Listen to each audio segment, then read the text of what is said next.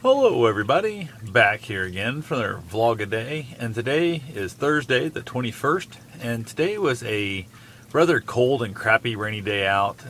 It's cooling off enough tonight. They're having some ice freezing on bridges and all that good stuff. Handful, they're calling for more ice overnight. I think it's supposed to get down to like 21.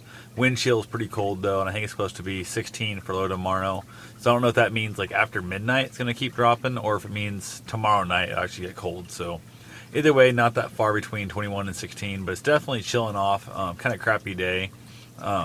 Didn't get a lot accomplished outside. I just seemed like I had a handful of things that were like randomly scheduled in my day to day that didn't allow me to get much done. Physically, if I got a handful of stuff done that needed to be taken care of, I went up and actually filed for divorce from my wife. We've been separated for over a year now, and I guess it's time to get that stuff taken care of. So went to go do a quick claim deed on the properties, and the woman said there's no use in filing it because even though we could file it now, but since we're still legally married, it would still have her on it. We'd have to refile it again, and basically the filing now would be worthless and just a waste of money. So we also found out how to actually reword it so it can be used after the divorce.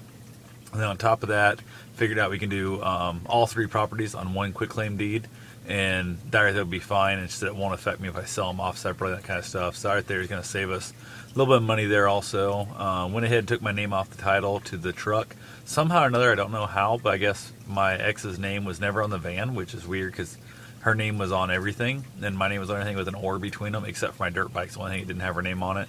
So not really sure what happened there, but it wasn't on there. So definitely saved us a couple bucks there too. Spent like $50 doing the truck, getting the title changed over and stuff. All we were doing was dropping her name because it had an or on there. Didn't matter a bit. She actually didn't need me there at all, but we went up there just in case with her, and there was a mistake or a screw up, or they wanted my permission, I guess. Although I wasn't needed because the or, but got all that good stuff done.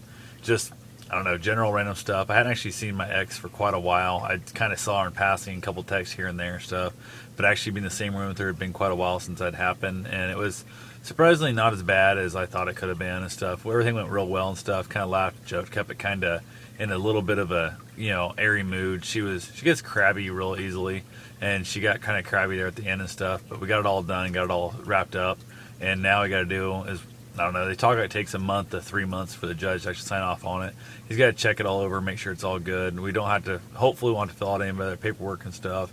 We're just trying to get this done and get it wrapped up as soon as we can. But not as soon as we can, I guess just as cheap as we can and as easily without having to do financial records. And they want like all kinds of stuff, like how much is everything in your house worth and so on and so forth. It's just a lot of that weird crap that really makes nobody's damn business, first off. And it's just time consuming, all that good stuff too. So from there, came back, got a couple things done here, not a lot. Then got ready to go out to the care center where my father had passed. The hospice around here actually has a little deal a couple times a year, I guess, for like a memorial gathering. I thought it said dinner. I swear somebody told me it was dinner and stuff, so I was thinking we was going to have food. We had brownies at the very end. They had some water and some coffee there for everybody. But I think they should have passed the brownies out early on instead as you're leaving, especially that time we were there. Like 4:30 it started, got over at 6. And we got over when we left. We kind of wrapped it up around 6 o'clock or so, so an hour and a half. It would have been nice to have the brownies beforehand. I was hungry by the time I got done. I wanted the brownie, but I mostly wanted to come home and actually eat some real food. So the brownie was kind of a little bit much better at the beginning. So I'm going to make that suggestion to Brian next time I talk to him and say, hey, next time pass out the brownies to begin with, not at the end, and go from there. But other than that, it was basically, there was my grandparents showed up, so there's 3 of us in memory of my father, and then another couple in memory of her mother that were there. So 5 people and then 3 staff members. So it was definitely a very small turnout. We had a really good conversation, kind of told a couple stories about our people we lost in the past and that. Then laughed and joked, kind of talked about how we grieved, all that kind of stuff, and actually had a really good time. So I'd met the lady before. She was actually a customer of mine back when I still had the retail shop years ago. She came in the store now. She first moved back here to the Centerville area and whatnot. So I kind of remembered her more of what her family, what their business stuff was and this and that, and less about her per se.